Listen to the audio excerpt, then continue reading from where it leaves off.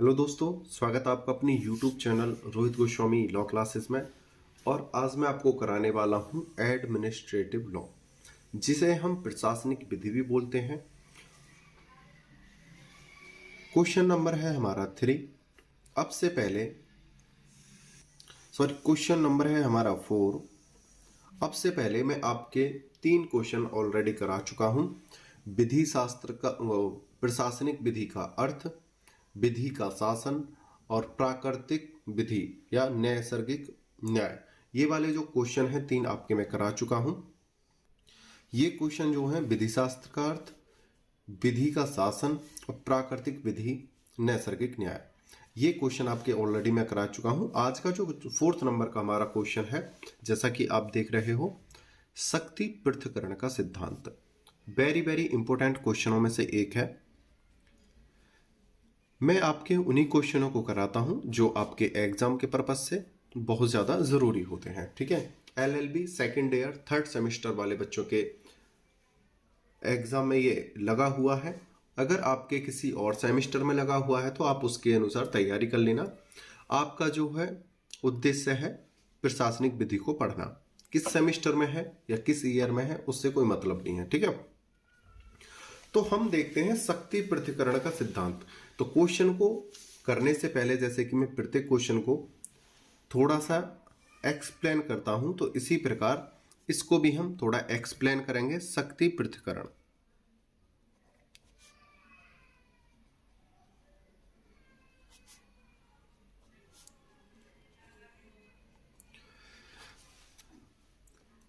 आपको पता होगा हमारे संविधान के 3 अंग होते हैं। एक होता है विधायिका, दूसरा होता है कार्यपालिका और तीसरा होता है हमारा न्यायपालिका। आपको सबको पता होगा इसके बारे में। ठीक है, ये विधि का निर्माण करती है। जो विधायिका है, विधि निर्माण, इस विधि को समाज पे या देश में लागू करने का कार्य ये करती है कार्यपालिका, यानी विधि पालन कराती है या पालन करती है। ठीक है, अगर कोई इस विधि, जो यहां पे विधायिका द्वारा जो विधि बनी है, उसके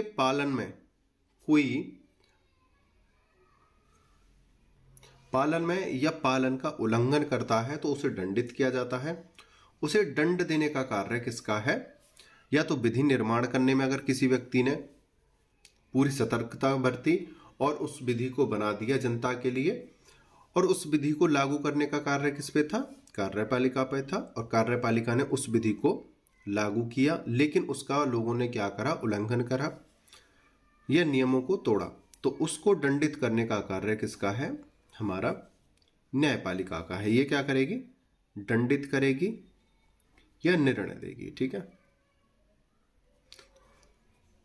सही है। अब हमारा शक्ति पृथक्करण का सिद्धांत क्या कहता है? ये तो हमारी विधि का निर्माण करती है, ये विधि को लागू करती है।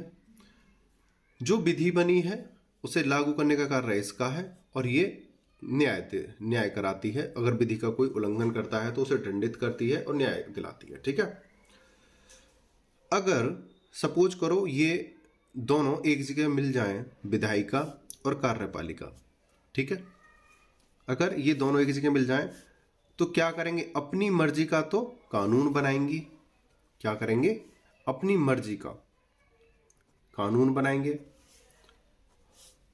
और ये अपनी मर्जी से, भाई ये जो प्रशासन होता है, इसमें कार्यपालिका के अंदर प्रशासनिक अधिकारी होते हैं, उस विधि को लागू करते हैं जो विधायिका में बनती है। तो ये जो व्यक्ति हैं कार्यपालिका के, जो प्रशासनिक अधिकारी होते हैं, अपनी मर्जी का कानून बनवाएंगे दोनों मिलकर आपस में, और अपनी मर्जी से ही फिर इसे जनता पर लागू करेंगे। अगर लागू नहीं करेंगे तो ये जो प्रशासनिक अधिकारी होते हैं, ये फिर जनता को तोड़ेंगे पकड़ के, उन पर लठ बजाएंगे, मारेंगे, जेल में डाल देंगे। ठीक है, फिर अपनी मर्जी से उसे लागू करेंगे। ठीक है, अगर कहीं तीसरा पक्ष भी इनके साथ मिल जाए, ठीक है, भाई अपनी मर्जी से कानून बनवाया, अपने दबाव द्वारा उसे लागू कराया, लागू करने के लिए बाधित करा लोगों को, और ये तीसरा पक्ष भी इसमें ही मिल जाए, फिर क्या होगा, ये व्यक्ति उसी न्यायालय को कहेंगे, अपने न्यायालय से कहेंगे भाई फिर तो ये अपना हो जाएगा इनका, कि भाई हम अपने जो कानूनों को लागू करा रहे हैं, अगर कोई व्यक्ति आपके पास केस लेके आए तो उसे हमारे फेवर में करना है। तो इस प्रकार से क्या होगा, ये तीनों एक हो जाएंगे तो समाज क्या हो जाएगा, नौकरशाही हो जाएगा। ठीक है, और विधि कैसी हो जाएगी, तानाशाही। ना समाज रहेगा ना जनता रहेगी, बस क्या रहेंगे, चारों तरफ गुलाम रहेंगे। अब इनकी ही चलेगी विधि, अपनी मर्जी की विधि बनाई, अपनी मर्जी से उसे लागू कराया। अगर ये कोर्ट में जाते हैं उस विधि को लेकर तो अपनी मर्जी से क्या करा दिया, फैसला करा दिया। तो यहां पर बात आती है कि भाई अगर इन तीनों को एक जगह कर दिया जाए तो ये तो बहुत घातक साबित हो जाएगा। अब करा क्या जाए, तो यहां से एक रूल बना शक्ति पृथक्करण का सिद्धांत, कि ये देश की सबसे बड़ी तीन शक्तियां हैं, विधायिका, कार्यपालिका और न्यायपालिका, इनको अलग अलग कर दिया जाए। ठीक है, तो इसलिए विधायिका को अलग करा, न्यायपालिका को अलग करा और कार्यपालिका को अलग करा, यानी तीनों को अलग अलग कर दिया, विधायिका, कार्यपालिका, न्यायपालिका को।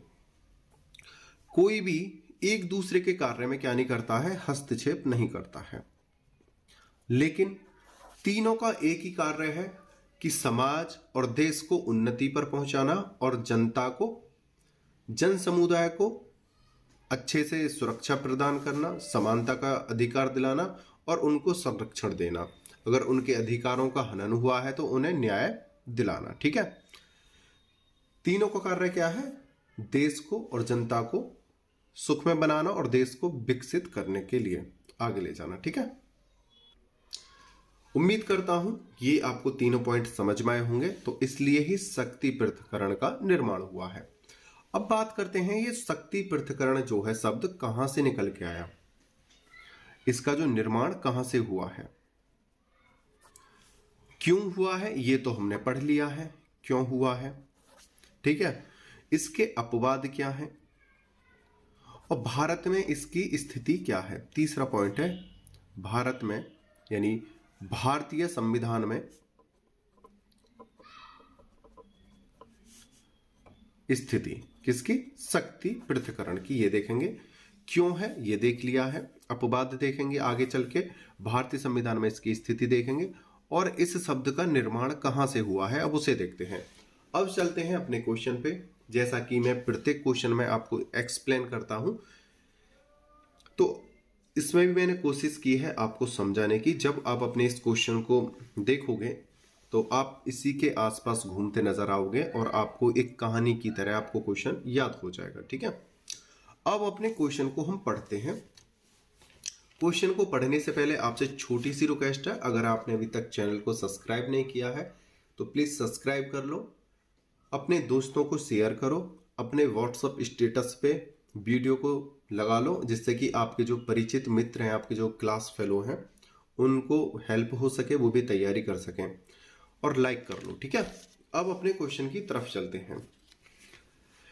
शक्ति पृथक्करण के सिद्धांत का प्रथम जनक कौन था। पहला क्वेश्चन यहां हुआ, भारतीय संविधान के संदर्भ में आप इस सिद्धांत से क्या समझते हैं। यह दूसरी प्रकार से ऐसे आ सकता है, शक्ति पृथक्करण सिद्धांत को समझाइए, भारतीय संविधान में यह सिद्धांत कहां तक निहित है, प्रवासी विधि में इसका क्या महत्व है। तीसरा, शक्ति पृथक्करण के सिद्धांत की उत्पत्ति, जैसा कि अभी मैंने बोला था, निर्माण कहां से हुआ है, उत्पत्ति और विकास का वर्णन कीजिए तथा इस सिद्धांत के गुण एवं दोषों की व्याख्या कीजिए। ये आपके तीन क्वेश्चन हैं, यहां से कहीं से भी को मतलब इन तीनों में से कहीं से भी कोई क्वेश्चन आपका बन के आ सकता है, किसी भी टाइप से भी पूछ लिया जा सकता है। तो कुछ क्या करते हैं अधिकतर लोग, एक क्वेश्चन को पढ़ा और पढ़ के चले गए, आपने सोचा शक्ति पृथक्करण का सिद्धांत और जनक बूझा, याद करके आए थे, लेकिन यहाँ पे तो कुछ और ही बूझ लिया इन्होंने। नहीं भाई, हमें प्रॉपर वे में अपने क्वेश्चन को समझना है, थोड़ा डीपली अपने माइंड से, हमारे आंसर में से भी क्वेश्चन बन सकता है। ठीक है, अब देखते हैं अपने आंसर को। शक्ति पृथक्करण का सिद्धांत। शक्ति पृथक्करण का सिद्धांत काफी प्राचीन है। दार्शनिक अरस्तु को इसका प्रवर्तक माना जाता है, यानी जो अरस्तु थे उनके द्वारा इसका प्रवर्तक यानी निर्माण माना जाता है। अरस्तु ने अपनी पुस्तक पॉलिटिक्स में इसका वर्णन किया है। आपको ये नाम अच्छे से याद कर लेने हैं। अगर जब इन नामों को आप लिखोगे और ब्लैक पेन का इस्तेमाल करोगे, यहाँ पे मैं नहीं कर पाया हूँ, आप अरस्तु को ब्लैक पेन से लिख लेना और पॉलिटिक्स नाम की जो पुस्तक है उसे ब्लैक से करना, तो आपको अच्छे नंबर मिलेंगे। राजनीति के विचारक लॉक ने भी इसको अपनी पुस्तक सिविल गवर्नमेंट में स्थान दिया। अरस्तु ने पॉलिटिक्स में और लॉक ने सिविल गवर्नमेंट में इसे स्थान दिया। किसको? शक्ति पृथक्करण के सिद्धांत को। ठीक है, परंतु इस संबंध में उल्लेखनीय है कि शक्ति पृथक्करण के सिद्धांत का शास्त्रीय विवेचन मॉन्टेरेक्यू ने ब्रिटिश संविधान की गतिशीलता को देखकर किया था। देखो, अरस्तु कहते हैं, कुछ लोग कहते हैं कि अरस्तु के पॉलिटिक्स में था, कुछ कहते हैं लोक के सिविल गवर्नमेंट में था, लेकिन निश्चित रूप से लोगों का क्या मानना है कि ये जो सिद्धांत है ये मॉन्टेरेक्यू द्वारा दिया गया था और ये ब्रिटिश संविधान के आधार पर देखकर दिया गया था। आगे पढ़ते हैं। मॉन्टेरेक्यू का प्रतिपादन। शक्ति पृथक्करण के अनुसार शक्ति 3 प्रकार की होती है: विधायी, न्यायिक और कार्यपालिका, यानी विधायिका, न्यायपालिका और कार्यपालिका, जैसा कि अभी मैं स्टार्टिंग में ही आपको बताया है और आपको सबको मालूम होगा। ठीक है,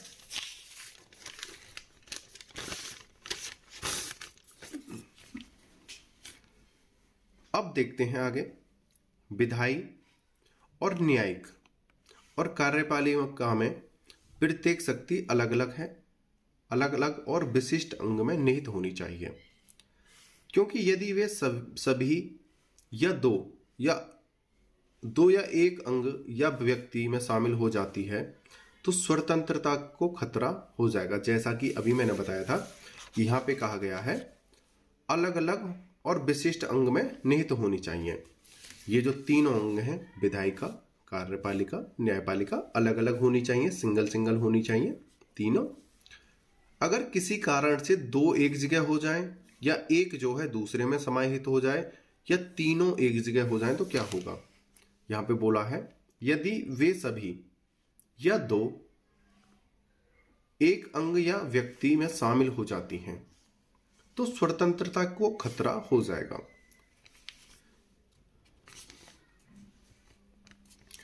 यदि विधायी और कार्यपालिका शक्तियां जो विधि का निर्माण करती है वह और जो उस विधि को पालन कराती है वे शक्तियां समेकित कर दी जाती हैं। समेकित का मतलब होता है एक दूसरे में मिला दी जाएं या एक जगह कर दी जाएं, तो खतरा है कि वह उत्पीड़न कानूनों को बनाएगी और निरंकुश तरीके से उनको लागू करेगी।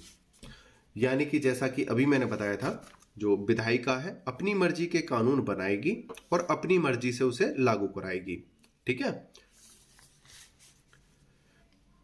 कर दी जाए तो खतरा है कि वे उत्पीड़न कानून बनाएगी और निरंकुश तरीके से लगाएगी। ठीक है, आगे देखते हैं। यदि न्यायिक शक्तियां विधायी या कार्यपालिका के साथ मिला दी जाएं, मतलब जो न्यायिक शक्तियां हैं जो ये है, अभी मैंने बताया था अगर तीनों को एक जगह मिला दिया जाए। ठीक है, अब तीनों की बात हो रही है, अभी दो की बात हुई थी, विधायिका और कार्यपालिका की, अब तीनों की बात हो रही है। यदि न्यायिक शक्तियां विधायिका और कार्यपालिका के साथ मिला दी जाती हैं तो यहां पे कर लो, प्रजा के जीवन और स्वतंत्रता पर न्यायाधीश का निरंकुश नियंत्रण हो सकता है और वह हिंसा तथा दमन का कार्य कर सकता है। भाई, एक ने अपनी मर्जी का कानून बनवाया, भाई ये 3 व्यक्ति हैं, एक जगह इकट्ठे हो गए, कार्यपालिका और न्यायपालिका ने अपनी मर्जी का कानून बनवा लिया विधायिका से, विधायिका और न्यायपालिका ने कार्यपालिका से अपने मर्जी से उसे लागू करने का कार्य कार्यपालिका से करा लिया। अब ये जो है विधायिका और कार्यपालिका अपनी मर्जी से ही न्यायपालिका में निर्णय कराने लगी। तीनों क्या हो गई? एक हो गई। तो क्या हो जाएगा? जैसा कि मैंने स्टार्टिंग में बताया था, तीनों अगर एक जगह मिल जाए तो त्राही त्राही हो जाएगी, नौकरशाही देश में उत्पन्न हो जाएगी, तानाशाही देश में उत्पन्न हो जाएगी। सभी नौकर की तरह रहने लगेंगे, गुलामों की तरह रहने लगेंगे। ठीक है, तानाशाही चरम पर हो जाएगी, जिससे जनता में त्राही त्राही होने लगेगी। विद्रोह होंगे, लड़ाई झगड़े होंगे, हत्याएं होंगी, देश जो है पीछे को चला जाएगा और देश की आर्थिक व्यवस्था और देश जो है गड्ढे में चला जाएगा। तो प्रजा के जीवन और स्वतंत्रता पर न्यायाधीश का निरंकुश नियंत्रण हो सकता है और वह हिंसा तथा दमन का कार्य कर सकता है। ठीक है, तीनों शक्ति अलग अलग कार्य करेंगी, कोई भी शक्ति किसी अन्य शक्ति के साथ शामिल नहीं होगी। अभी बताया था कि अगर ये तीनों एक जगह हो जाएं या कोई दो एक जगह हो जाएं तो क्या होगा। तो इसलिए बोला है कि ये जो तीनों शक्तियां हैं एक दूसरे से अलग अलग रहेंगी। ठीक है, तभी देश का विकास हो सकता है। अगर एक दूसरे में हस्तक्षेप करेंगी तो देश का नाश हो जाएगा। बेड और फिलिप्स ने इस सिद्धांत के 3 निम्नलिखित अर्थ बताए हैं। वे 3 अर्थ कौन कौन से हैं उन्हें देखते हैं। नंबर 1, व्यक्तियों का एक ही समूह सरकार के तीनों अंगों में एक से अधिक अंगों का निर्माण न करे। मतलब एक दूसरे में किसी को शक्ति नहीं दी जाए, तीनों को अलग अलग शक्तियां प्रदान की जाएं। एग्जाम्पल, मंत्रीगण संसद में न बैठें। दूसरा है, सरकार का एक अंग दूसरे अंग के कार्य में हस्तक्षेप ना करे। यानी तीनों को अलग अलग शक्तियां दी गई हैं और तीनों अपने स्थान पर अलग अलग कार्य करेंगे, कोई किसी से हस्तक्षेप नहीं करेगा। तीसरा है, सरकार का एक अंग दूसरे अंग के कार्यों का पालन करे। ठीक है, जैसे हस्तक्षेप नहीं करेंगे लेकिन क्या करेंगे? एक दूसरे का पालन करेंगे। हस्तक्षेप नहीं लेकिन क्या करेंगे? पालन। ठीक है, क्या है? तीनों एक दूसरे में हस्तक्षेप नहीं करेंगी लेकिन एक दूसरे का पालन करेंगी। जैसे विधायिका विधि निर्माण करेगी, कार्यपालिका उस विधि को लागू कराएगी, न्यायपालिका विधि का उल्लंघन करने वाले को दंडित करेगी। ठीक है, तीनों एक दूसरे का पालन करेंगे लेकिन हस्तक्षेप नहीं करेंगे एक दूसरे के कार्य में। तुम्हारा विधि बनाने का कार्य है तो आप विधि बनाओ, आप न्यायिक व्यवस्था में नहीं घुसोगे। आपका न्याय देने का कार्य है, आप विधि बनाने में आप अपने राय नहीं दे सकते हो, नहीं आप उसे ये कह सकते हो कि आपको किस प्रकार से विधि लागू करनी है। ठीक है, इसमें कोई एक दूसरे से हस्तक्षेप नहीं करेगा। ठीक है, आगे समझते हैं।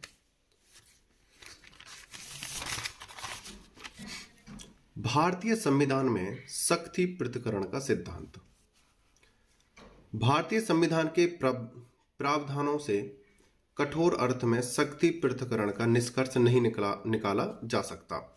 यहां पे कहा गया है कि शक्ति पृथक्करण का सिद्धांत कहता है कि तीनों अंगों को अलग अलग रहना चाहिए, लेकिन शक्ति पृथक्करण के सिद्धांत से हम ये नहीं कह सकते कि जो भारतीय संविधान है उसके कार्य बिल्कुल अलग अलग हैं।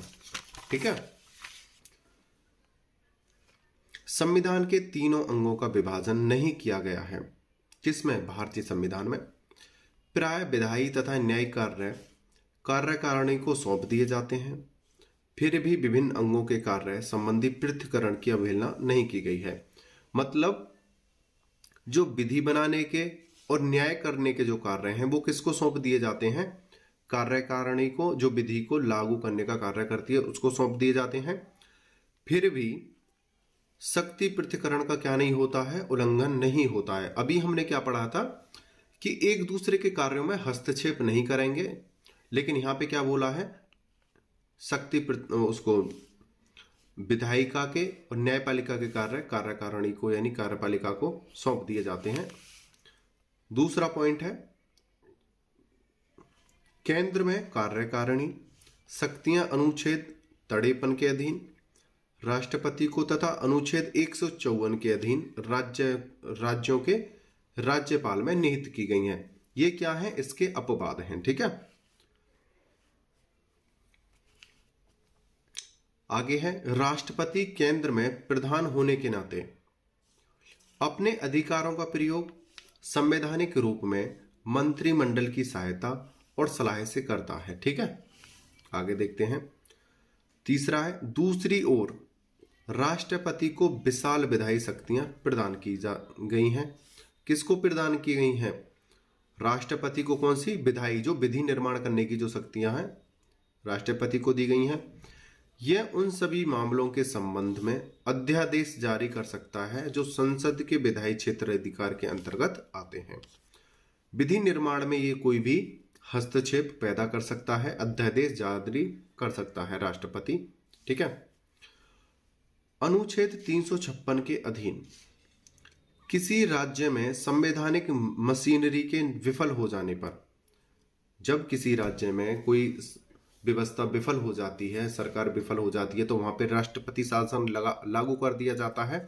तो यहां पे देखते हैं, अनुच्छेद 356 के अधीन किसी राज्य में संवैधानिक मशीनरी के विफल हो जाने पर, जब संविधान का उल्लंघन होने लगता है, वहां की जो सरकार है वो विफल हो जाती है, जब राज्य विधानसभाओं को भंग कर दिया जाता है, तो राष्ट्रपति को उस राज्य के लिए कानून बनाने का अधिकार प्राप्त हो जाता है।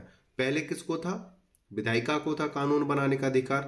ठीक है, वहां का कानून कौन बना देगी? जब संवैधानिक विधि फेल हो जाएगी और वहां की जो राज्य सरकार है वो भी विफल हो जाएगी, तो राष्ट्रपति को इस प्रकार के अधिकार मिल जाएंगे। ये क्या चल रहे हैं? कुछ अपवाद चल रहे हैं शक्ति पृथक्करण के। ठीक है, अनुच्छेद 392 तथा 392 ए के अधीन वह विधायी शक्तियों की संचालित करता है। विधायी शक्तियों को भी यहां पे कर लेना, विधायी शक्तियों को भी संचालित करता है। कौन करता है? अनुच्छेद 392 तथा 392 ए। ठीक है, इसी प्रकार अनुच्छेद 103, 61, 227, 228, 75, 5 के अधिकार एक दूसरे पर निर्भर वे कार्यान्वित होते हैं। मतलब एक दूसरे में क्या हो जाते हैं? शामिल हो जाते हैं। ठीक है, बट नहीं जाते, एक दूसरे में शामिल हो जाते हैं। जब किसी राज्य में सरकार विफल हो जाती है, संवैधानिक शक्ति विफल हो जाती है, राष्ट्रपति शासन लागू हो जाता है, तो एक दूसरे में शक्तियां समाहित हो जाती हैं और राष्ट्रपति द्वारा कार्य करने लगती हैं। सामूहिक दायित्व का सिद्धांत, जो मंडलीय प्रणाली का मेरुदंड है, शक्ति पृथक्करण के सिद्धांत का सीधा विरोध करता है, क्योंकि मंत्रिमंडल जो कार्यकारिणी का प्रतिनिधि करता है, उसकी रचना संसद के सदस्यों द्वारा बहुमंडल दल के निर्वाचित सदस्यों के माध्यम से होती है। भारतीय संविधान के प्रावधानों के अध्ययन से स्पष्ट है कि यह शक्ति पृथक्करण के सिद्धांत का पालन ब्रिटिश संविधान के अनुरूप हुआ, न कि अमेरिकी संविधान के अनुरूप। तो भारतीय संविधान में स्पष्ट रूप से देखा जाता है जो शक्ति पृथक्करण का जो सिद्धांत लिया गया है वो ब्रिटिश संविधान से लिया गया है। ठीक है, न कि अमेरिकी संविधान के अनुरूप है। ठीक है, यहां पे एक केस है, उसे देखते हैं। री Delhi laws act 1951 supreme court. इसमें न्यायाधीश महाजन ने कहा था कि भारत के संदर्भ में यह विवादास्पद नहीं है कि शक्ति पृथक्करण का सिद्धांत कठोर अर्थ में इस देश में वर्तमान संविधान के अंतर्गत उपलब्ध नहीं है।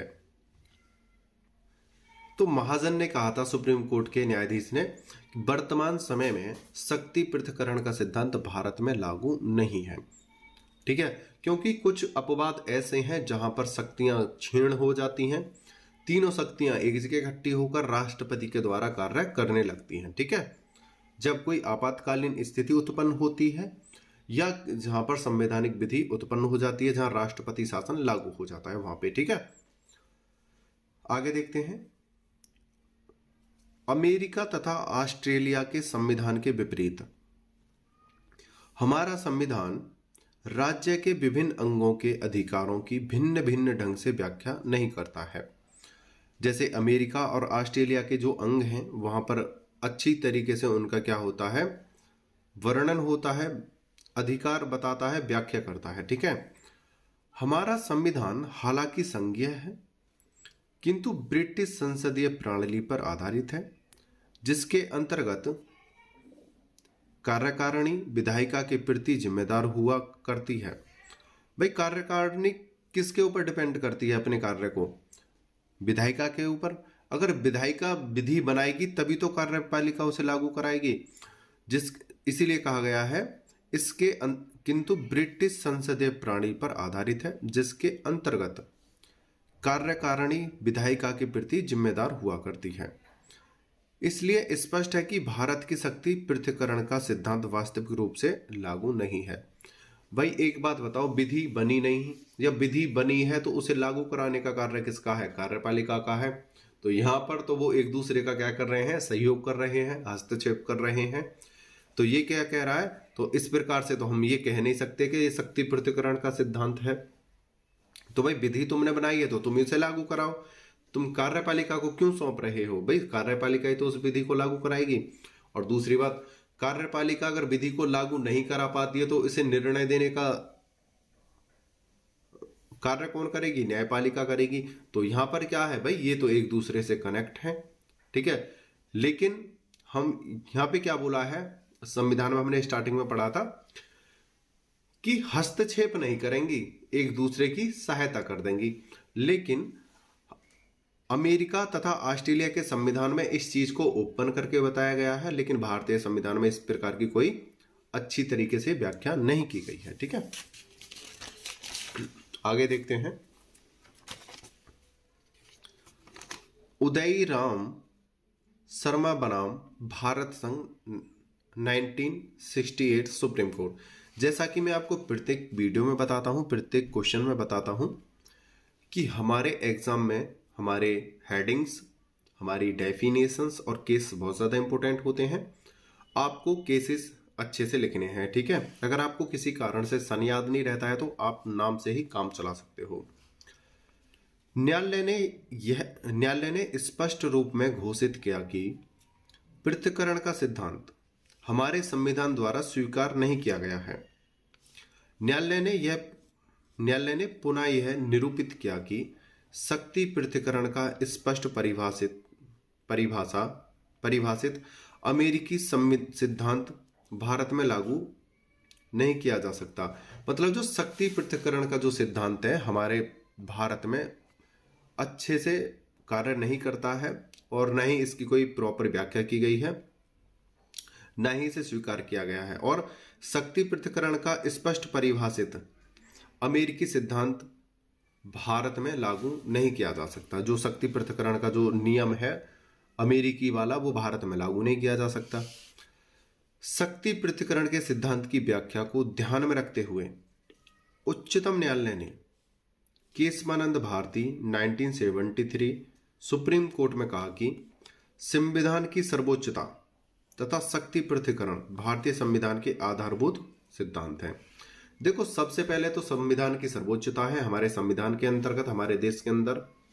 और दूसरी बात, शक्ति पृथक्करण हमारे भारतीय संविधान की क्या है? एक आधारभूत सिद्धांत है, मतलब एक जड़ के रूप में है। लेकिन कुछ अपवाद ऐसे हैं, हालांकि हमारे जो 3 स्तंभ हैं अलग अलग कार्य करते हैं, लेकिन कुछ अपवाद ऐसे होते हैं आपातकालीन स्थितियों में जो तीनों एक जगह कार्य करने लगते हैं या एक दूसरे की मदद करने लगते हैं या एक दूसरे में समाहित हो जाते हैं। ठीक है। तो इसलिए कहा जाता है कि शक्ति पृथक्करण का जो सिद्धांत है भारत में अच्छे से स्वीकार नहीं किया गया है, और जो अमेरिका में शक्ति पृथक्करण का जो सिद्धांत है उसे भारतीय संविधान एक्सेप्ट नहीं करता है। ठीक है। मुख्य न्यायाधीश बेग का मत था या कहना था कि शक्ति पृथक्करण भारतीय संविधान के मूलभूत सिद्धांत का एक अंग है। कौन कह रहे हैं? न्यायाधीश बेग कह रहे हैं भारतीय गणतंत्र के तीनों अंग विधायिका, कार्यपालिका एवं न्यायपालिका एक दूसरे के दूसरे के कार्यों एवं क्षेत्राधिकारों को हड़प नहीं सकते और संविधान की यह योजना अनुच्छेद 368 के अंतर्गत संशोधन करके भी बदली नहीं जा सकती। इस धारणा का समर्थन पुनः श्रीमती इंदिरा नेहरू गांधी बनाम राजनारायण सिंह ने 1973 में द्वारा किया गया था। ठीक है।